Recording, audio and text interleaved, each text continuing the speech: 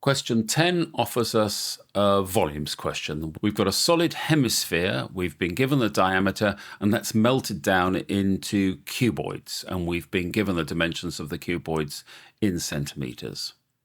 Find the number of cuboids that can be made out of the hemisphere. Okay, putting on the dimensions, that's shape 1 and that's shape 2.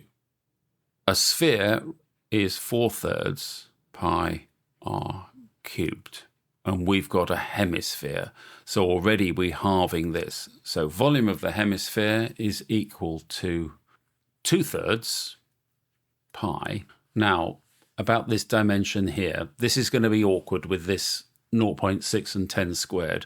0.6 multiplied by 10 squared. And that can be made more simple, especially for a non-calculator paper, by calling it 6 times 10. So this is multiplied by this guy cubed, which is 216, multiplied by this guy cubed, which is 1,000. Easier to split these numbers up. The 3 will go into the 216 72 times. And we're left with 2 times 72 is 144. So it's 144 pi multiplied by 1,000. Again, long numbers or numbers below 1 are a pest. With a non-calculator paper, it's easier to keep them separate. Okay, so we've got the volume of the cuboid now to look for.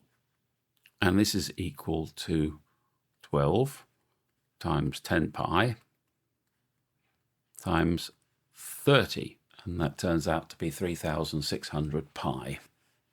So really, all we've got to do is find out how many times 3600 pi goes into this guy. So I can say number of possible cuboids is equal to 144 pi times 1,000 divided by, right, get cancelling, the pi's will go. That naught and that naught will cancel with that naught. And that naught and 36 goes into 144 4 times. So what are we left with? We've just got 40 on the top and nothing on the bottom.